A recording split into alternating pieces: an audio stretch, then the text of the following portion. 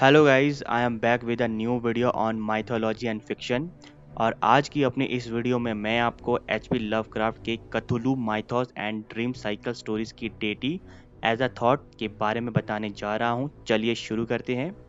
As a thought, the ruler of outer gods, the omnipotent, the ancient legend of ultimate chaos, the blind idiot god, lord of all things, the deep dark यानी सर्वशक्तिमान, outer God's का शासक, सभी चीजों का भगवान, भयंकर तबाही का जनक, अंधा बेवकूफ देवता।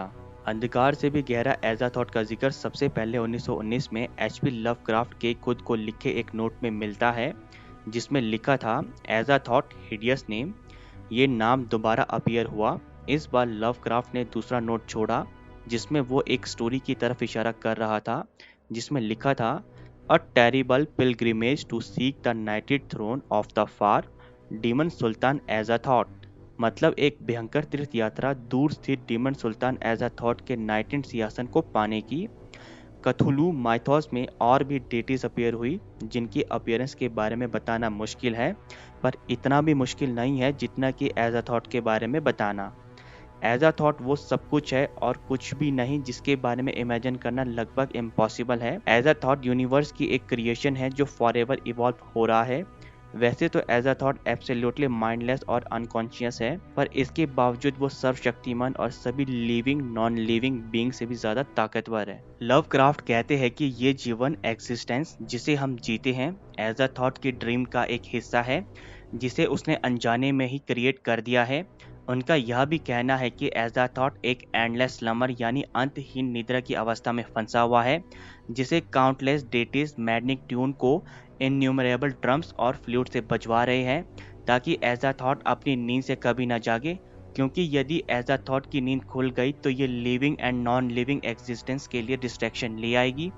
अभी तक कोई भी मॉर्टल एज अ थॉट के रियल्म को एंटर नहीं कर पाया है। ऐसा कहा जाता है कि Azathoth centre of universe में फ्लोट करता रहता है। एज अ थॉट को डिस्ट्रॉय नहीं किया जा सकता, क्योंकि डिस्ट्रक्शन का कंसेप्ट उसका ही ड्रीम है, और Azathoth speed, strength, mortals और आउटर गॉड्स के कंसेप्ट से परे एग्जिस्ट करता है। ये सब मिलकर उसके ही ड्रीम का हिस्सा बनते हैं। एज अ थॉट की अपनी इच्छा है, जिससे वो गहरी नींद होने के बावजूद भी अपने मैसेंजर और अवतार को कमांड करता है। इस हिसाब से हम कुछ भी नहीं, बस एज अ थॉट के ड्रीम की एक कल्पना है, जो उसके जागते ही खत्म हो जाएगी। ये planet, sea, mountains, living non living things सब डिस्ट्रॉय हो जाएगा। रहेगा तो सिर्फ blind idiot god. Azathoth shapeless chaotic god है, जो बहुत सी डेटीज से सराउंडेड रहता है। बहुत से पोइट्स और राइटर्स ने एज अ थॉट के बारे में अपने विचारों को रखा है। जैसे कि कुछ कहते हैं कि एज अ थॉट कुछ नहीं, बस एक पपेट है, एक उससे भी हायर और इन्फिनेटली मोर हॉरिबल क्रिएचर का।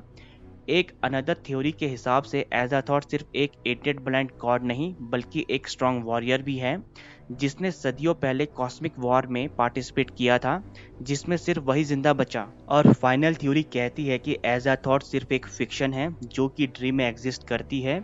यही उसकी करंट एग्जिस्टेंस है। मैं भी इसी थ्योरी पर बिलीव करता हूँ। जब भी मैं एज अ थॉट की स्टोरी को डीपली स्टडी करता हूँ, तो ये मुझे थोड़ी टेरिफाइंग लगती है। इसलिए नहीं क्योंकि मुझे एज अ थॉट की एग्जिस्टेंस या अपीयरेंस से डर लगता है, पर इस थॉट से ज़रूर लगता है कि ये यूनिवर्स जिसमें हम, हमारे पूर्वज सदियों से रहते आ रहे हैं, और कुछ नहीं, बस किसी अजीब से दिखने वाले ओमनीपोटेंट क्रिएचर का ड्रीम है, जो उसके जागने पर कभी भी खत्म हो जाएगा।